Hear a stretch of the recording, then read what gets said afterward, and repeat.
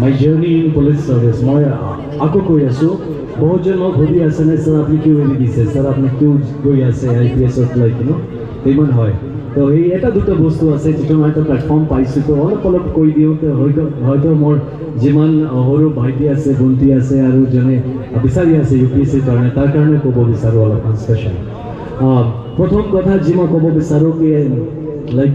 মইতো কৈ থাকোঁ মই জন্ম লৈছিলোঁ পুলিচ হোৱাৰ কাৰণে এতিয়াও এইটো ভাবোঁ তেতিয়া ভাবিব তো কিয় এৰি আছে তেতিয়া যদি পুলিচত তো মই সেইটোৰ কাৰণে সেইটো ক'ব বিচাৰি একদিনতো ৰিটায়াৰটো হ'মেই আজি নহ'লে 20-25 বছৰ পিছত হ'ম কিন্তু ৰিটায়াৰটো হ'ব তো এক না একদিনতো ইউনিফৰ্মটো নমাই দিব তো এইটোতো জীৱনভৰ কৰি যাবলগীয়া মোক যদি 60 ছাৰ্ভাইভ কৰিলে তাৰপিছতো আৰু ইউনিফৰ্মটো নামাবই লাগে বাট প্ৰথম কথা কি যি মোৰ সদায় এইটো মনত আছিলে কি মোৰ মানে নিজক যেতিয়া ভাবিব আমি বুজিব পাৰিছোঁ যে মই কেনেকুৱা মানুহ হ'ম মই কি কৰিলে জীৱনত মোৰ পেশ্যন আৰু মোৰ প্ৰফেশ্যন এক নিচিনা হ'ব কি কৰিলে মোৰ জীৱনৰ যে ছেটিছফেকশ্যন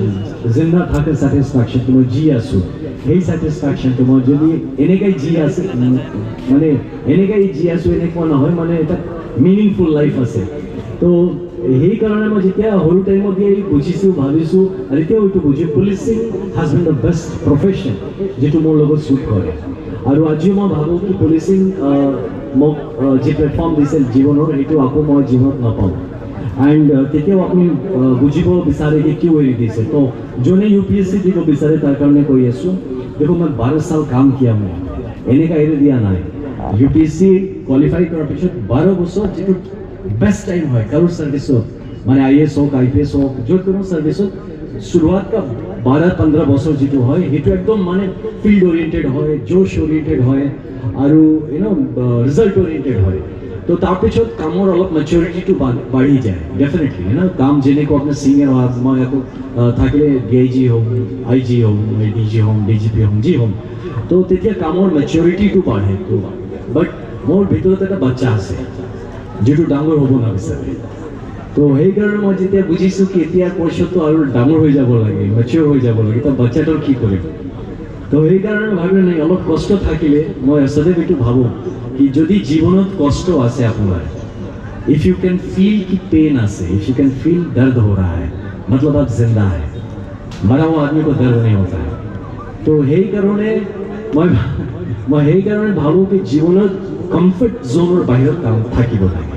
যেতিয়া জীৱনত কমফर्टेबल हो যাব तो कब्र से ज़्यादा कम्फर्टेबल और क्या होगा तो मरा समान है कम्फर्टेबल जीवन तो जीवन तो कम्फर्टेबल हो দিব নবিচাৰোঁ মই ভাবোঁ কি জীৱনত যি থাকা মানে জিন্দা रहने का एहसास तो তেতিয়াই হ'ব জিন্দা रहने का एहसास যেতিয়া অলপ কষ্ট ইয়াত তাত হৈ থাকিব যেতিয়া অলপ টাৰ্ণ পাম জীৱনত তো সেইকাৰণে ভাবিছোঁ IPS as a service, police service as a service, as a senior government employee, जीवन इनिशियली अपनी অলপ আজি টাইম আছে মই কৈ দিম কিয় মানে শুরু में जीवन तो बहुत টান আছিল बहुत ভাল পাইছোঁ আপুনি বহুত জন হয়তো গম নাপায় মই ইনিशियली মেঘালয় সেগমেন্টত আছিলোঁ তেতিয়া মই পুৰা জীৱনী গৈছিলোঁ কাউন্টাৰ ইনসাৰ্জেন্সি অপাৰেশনছত তো মই জেনাৰেল থাকিছোঁ ৰাইট ফ্ৰম মাই প্ৰফেশ্যন তো প্ৰফেশ্যন হিচাপত যেতিয়া মই জইন কৰিলোঁ তাত তো অলপ দিন থকাৰ পিছতেই মোক এটা AK-47 গ্লক পিষ্টল ভৰাই দিয়া হ'ল যাওঁ জেনাৰেল মেলাৰো তেতিয়া GNL এণ্ড আলফা কম্বাইন এইটো এটা বহুত তাত মানে উৎপাত মচাইছিলে যেতিয়া 2012-13 লৈ 17 তক তো তেতিয়া যি অপাৰেশ্যন হিলষ্টৰ্মি হ'ল তো মই ডাঙৰ আৰু অফিচাৰ আছিলে তাৰ আণ্ডাৰত থাকি আৰু ইণ্ডিভিজুৱেল অপাৰেশ্যনছত বহুত পাৰ্টিচিপেট কৰিলোঁ তো বহুত টান জীৱন আছিলে সেইটো মানে जो मोर फैमिली मेम्बार्स कब जो अपनी बेचारे कि दिन दिन हफ्ता हफ्ता जंगल थकिसो और जेतिया थकिसो मोर फैमिली मेम्बार्स ना जाने कि फिर आहिब ना नआहे तो मैं जेतिया मोक पीछे कय कि काउ भोदिले कोनो ना कोई कत आछे जंगलत कत गइसे कि आछे जिंदा भी है कि नहीं पता नहीं क्या चल रहा है तो कोई थाके कि যদি মানুহ কোনো বেয়া হৈ গেল सपोज मार्टियर হৈ গেল শহীদ হৈ গেল তেতিয়া খবৰটো আহি যাব তো শহীদ হোৱাৰ খবৰ আহানি মানে মানুহটো জিন্দা আছে তো এই ভরসা মানুষ আমার থাকিছে আপনি কম বুঝি পাই কি লেভেলত কষ্টর একটা আসলে টাইম বাট তেতিয়া মই নিজক বহুত মান কৈছিলোঁ কি क्या জব करना यार IPS বনাবা IPS বুঝিলে মনে হয় না সৰু বাচ্চালোকে সস্তায় খুব আৰামৰ জীৱন হ'ব ডাঙৰ ডাঙৰ গাড়ী থাকিব বাংলা থাকিব মজা থাকিব মই দেখিছোঁ কি IPS অহাৰ পিছত মা দেউতাকো কোনো আৰাম দিব নোৱাৰোঁ মই জংঘল জংঘল ঘূৰি আছোঁ, জিন্দা থাকিম নাজানো। তো এইসব যেতিয়া জীৱন লৈ আমি আগবাঢ়িছোঁ তেতিয়াতো অলপমান কষ্ট হৈছে, বেয়া লাগিছে, এই কি কৰি আছোঁ মই, কি কৰিছোঁ। বাট পিছত অলপ দিন পিছত আপুনি বহুজন মানুহ বুজি নাপায় না, বহুজন মানুহ বুজি নাপায় কি মানুহজন এনেকা কিয় হয়। তো এনেকুৱা এই কাৰণে হয় কি যেতিয়া জংঘল জংঘল থাকিছে, ৰোজ জীৱন ৰোজ মৃত্যু, সেইটো যেতিয়া চোৱাৰ পিছত আপুনি এতিয়াও জিন্দা আছে,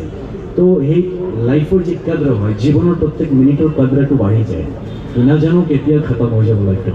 সেইকাৰণে I have been different.